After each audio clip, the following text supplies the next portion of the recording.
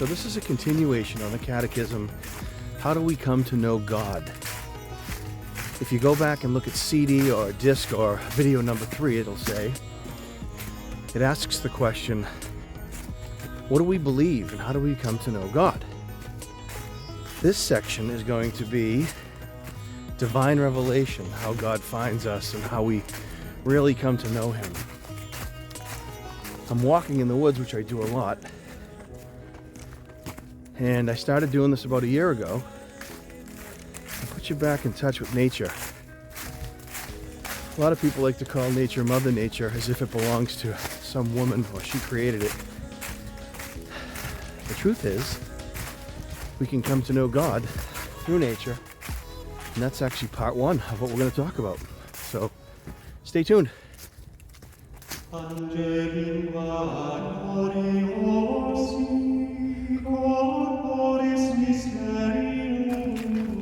So one of the first primary ways we come to know God is He puts it in our heart to appreciate the things that He made, like nature, for instance.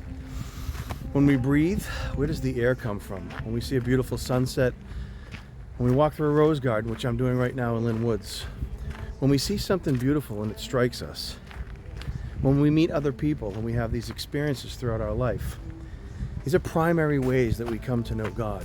That is not divine revelation, but these are primary ways where we come to know Him. Number 31 of the Catechism, ways of coming to know God. Created in God's image and called to know and love Him, the person who seeks God discovers certain ways of coming to know Him. These are also called proofs for the existence of God, not in the sense of proofs in the natural sciences, but rather in the sense of converging and convincing arguments, which allow us to attain certainty about the truth. These ways of approaching God from creation have a twofold point of departure, the physical world and the human person. Number 32. The world, starting from movement, becoming contingency, and the world's order and beauty, one can come to a knowledge of God as the origin and the end of the universe. St. Augustine issues this challenge in the Catechism. He says, question the beauty of the earth, question the beauty of the sea, question the beauty of the air, distending and diffusing itself, question the beauty of the sky, question all these realities. All respond, see, we are beautiful. Their beauty is a profession. These beauties are subject to change. Who made them, if not the beautiful one, who is not subject to change?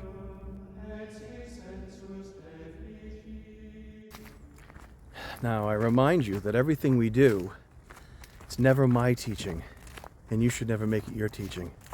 Anything that you teach, again, like I said in the first 2 videos, is we echo back that Greek word katecheo, which means to echo back what was from the beginning. So again, this isn't my teaching. This is what the Catechism teaches, and this is the truth of God. Now, God has been revealing Himself since the beginning of time, and you can go back to Adam and Eve, and you can recognize that in the Garden of Eden, He made peace with them, and by our fallen nature, we fell.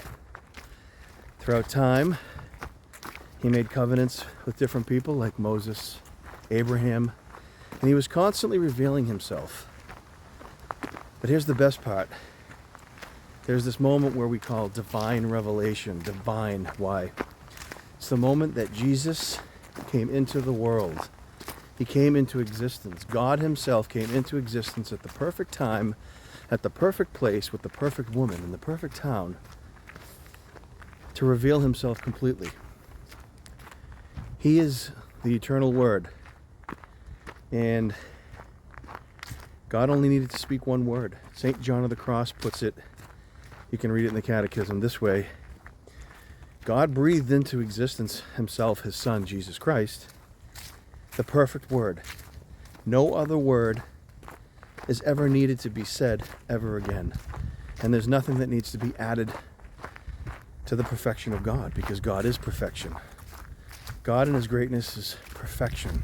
He can't be changed. And therefore the teaching of God can't be changed. But divine revelation, which is, like I said, it's when Jesus came into the world as an actual person. True God, true man, came into the world. That is what divine revelation is. Now, we're going to get into private revelation in a little while, because some of you are going to say, well, I experienced God and I had a personal revelation. Great, we'll get into it. Don't go anywhere.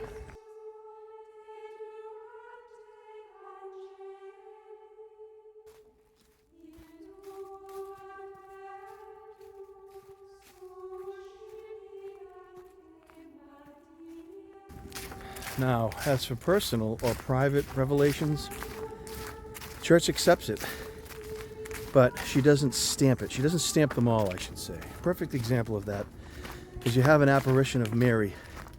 Well, that could be a personal or a private revelation from God, and the church rarely looks it over with a fine-tooth comb, and does so with the magisterium, the entirety of the church, and always making sure that the focus is on Jesus.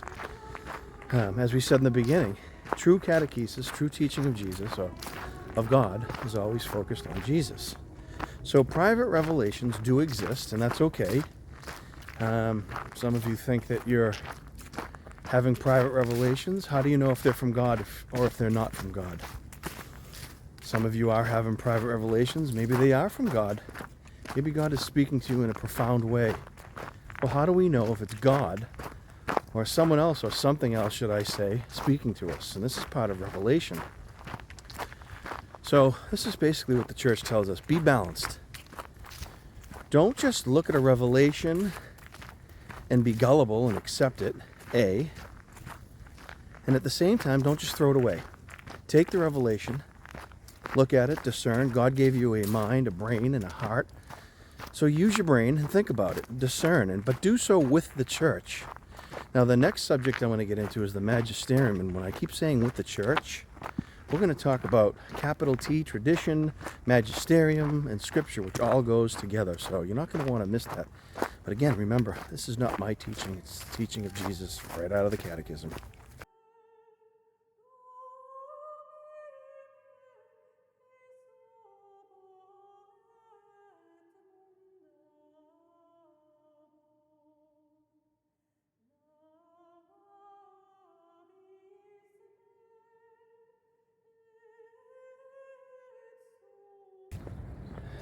Now, this needs to be said. Private revelation are not the teaching of the church. So you're not going to find this in the Catechism. Catechism actually tells us, like I said, don't deny anything, don't put all your stock in anything, and it is not the teaching of the church. I look at it as if God has given us a little wink. That's also not in the Catechism. But these are moments to help us with our faith, these little revelation moments. You know, there are things that sometimes kind of haunt our spirits. We might see something and we go, was that God? An old friend of mine has this saying, is it odd or is it God? And you know, you got to ask yourself once in a while, is it God? And these are revelations. Go to the Catechism and learn more. This is going to lead perfectly into capital T, tradition, magisterium, and scripture. These three things all go together, and one can't stand without the other. And this is going to be basically the hinge of everything. It's going to put it all together so that you understand why we do things with the church, always in her wisdom. The church loves us. She's our mother. She has to love us.